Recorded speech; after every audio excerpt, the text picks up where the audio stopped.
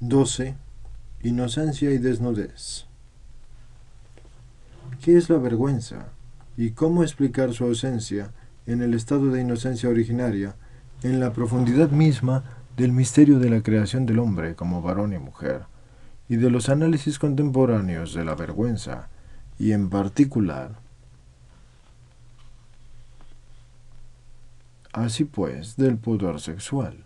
Y se deduce así la complejidad de esta experiencia fundamental en la que el hombre expresa como persona, según la estructura de la que le es propia, la experiencia de su pudor. El ser humano así experimenta el temor en la relación al segundo yo, y así, por ejemplo, la mujer frente al varón. Y esto es, substancialmente, el temor por el propio yo. Con el pudor el ser humano manifiesta casi instintivamente la necesidad de la afirmación y de la aceptación de este yo, según su justo valor. Lo experimenta al mismo tiempo dentro de sí mismo, como al exterior, así frente al otro. Y se puede decir, pues, que el pudor es una experiencia compleja también, en el sentido de que, como alejando a un ser humano del otro, así la mujer del varón, al mismo tiempo buscan su cercanía personal, creándoles una base y un nivel idóneos. Por la misma razón, el pudor tiene un significado fundamental en cuanto a la formación del etos en la convivencia humana, y especialmente en la relación entre varón y mujer.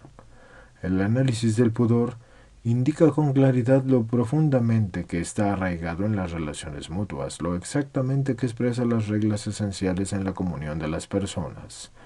Y del mismo modo, lo profundamente que toca la dimensión de la soledad originaria del hombre. La aparición de la vergüenza en la sucesiva narración bíblica del capítulo 3 del Génesis tiene un significado pluridimensional, y a su tiempo nos convendrá emprender de nuevo su análisis. En cambio, ¿qué significa su ausencia originaria en el Génesis 2.25? ¿Estaban desnudos sin avergonzarse de ello? Ante todo es necesario establecer de que se trata de una real no presencia de la vergüenza y no una carencia de ella o un subdesarrollo de la misma. Aquí no podemos sostener de modo alguno una primitivización de su significado. Por lo tanto, el texto del Génesis 2.25 no sólo excluye decididamente la posibilidad de pensar en una falta de vergüenza, o sea que la impudicia, sino aún más excluye que se le explique mediante la analogía con algunas experiencias humanas positivas, como por ejemplo las de la edad infantil o las de la vida de los llamados pueblos primitivos. Estas analogías no sólo son suficientes, o más bien insuficientes, sino que pueden ser además engañosas. Las palabras del Génesis 2.25, sin avergonzarse de ello, no expresan la carencia, sino que al contrario sirven para indicar una especial plenitud de conciencia y experiencia, sobre todo la plenitud de la comprensión del significado del cuerpo, unida al hecho de que estaban desnudos. Que se deba comprender e interpretar así el texto citado lo testifica la continuación del relato yajibista, en el que la aparición de la vergüenza y la originaria, así presuponiendo pues la experiencia del pudor como la experiencia del límite, y debemos preguntarnos a qué plenitud de conciencia y de experiencia, y en particular a qué plenitud de comprensión de significado del cuerpo, corresponda el significado de la desnudez originaria de la que el Génesis habla. Para contestar esta pregunta es necesario tener presente el proceso analítico hecho hasta ahora, que tiene su base en el conjunto del pasaje yajibista, y en este contexto la soledad originaria del hombre se manifiesta como una no identificación de la propia humanidad con el mundo de los seres vivientes, llamado anteriormente y en todo tiempo y actualmente durante esta narración animalia, que le rodean. Y esta no identificación después de la creación del hombre como varón y mujer cede el puesto al descubrimiento feliz de la humanidad propia, con la ayuda del otro ser humano. Así el varón reconoce y vuelve a encontrar la propia humanidad con la ayuda de la mujer. Génesis 2.25.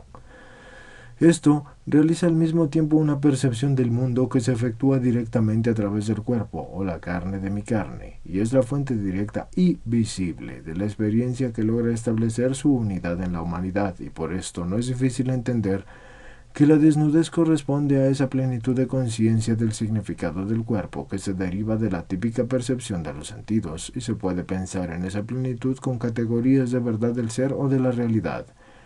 Y se puede decir que el varón y la mujer originariamente habían sido dados el uno al otro, precisamente, según esta verdad, en cuanto a que estaban desnudos. El análisis del significado de la desnudez originaria no se puede prescindir en absoluto de esta dimensión.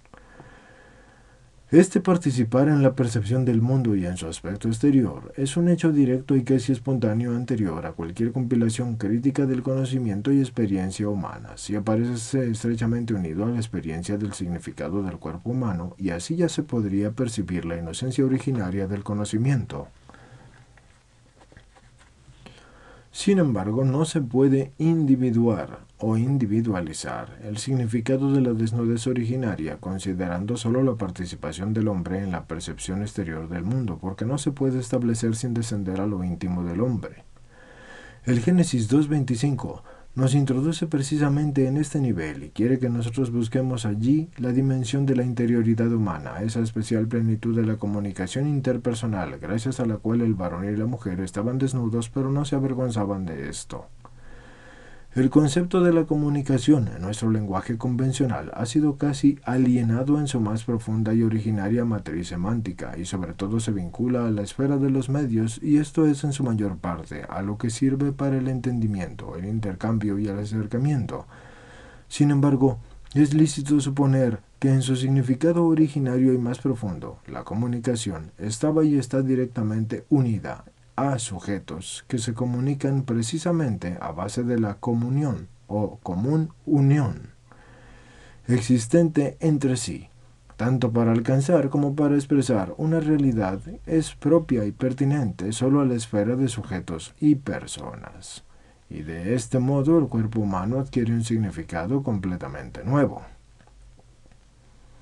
que no puede ser colocado en el plano de la restante percepción externa del mundo. Efectivamente, el cuerpo expresa a la persona en su ser concreto y ontológico y existencial, que es algo más que el individuo, y por lo tanto expresa el yo humano, personal, que construye desde dentro su percepción exterior. Toda la narración bíblica, y especialmente el texto yahivista, muestra que el cuerpo a través de la propia visibilidad manifiesta al hombre, y manifestándolo, hace de intermediario, es decir, que hace que el varón y la mujer desde el comienzo comuniquen entre sí según esa común unión o comunio personarum, querida por el Creador precisamente para ellos. Solo esta dimensión, por lo que parece, nos permite comprender de una manera apropiada el significado de la desnudez originaria.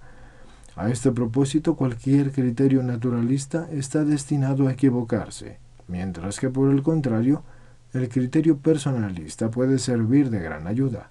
El Génesis 2.25 habla ciertamente de algo extraordinario que está fuera de los límites del pudor conocido mediante la experiencia humana y que al mismo tiempo decide la plenitud particular de la comunicación interpersonal arraigada en el corazón mismo de esa comunión, que ha sido revelada y desarrollada así. En su relación, las palabras sin avergonzarse de ello pueden significar in sensu obliquo, solamente una profundidad original al afirmar lo que es inherente a la persona, lo que es visiblemente femenino y masculino, a través de lo cual se constituye la intimidad personal de la comunicación recíproca en toda su radical sencillez y pureza. A esta plenitud interior de la visión del hombre en Dios, esto es, según la medida de la imagen de Dios, Génesis 1.17, y según esta medida, el hombre está realmente desnudo. Estaban desnudos. Génesis 2.25. Antes aún de darse cuenta de esto, Génesis 3.7 al 10. Deberemos completar todavía el análisis de este texto tan importante durante las meditaciones que seguirán. Dios, según las palabras de la Sagrada Escritura, penetra a la criatura que delante de él está totalmente desnuda. No hay cosa creada que no sea manifiesta en su presencia. Antes son todas desnudas, panta yevna, y manifiestas a los ojos de aquel a quien hemos de dar cuentas. Hebreos 4:13. Esta característica pertenece en particular a la sabiduría divina. La sabiduría, por su pureza, se difunde y lo penetra todo. Sabiduría 7:24.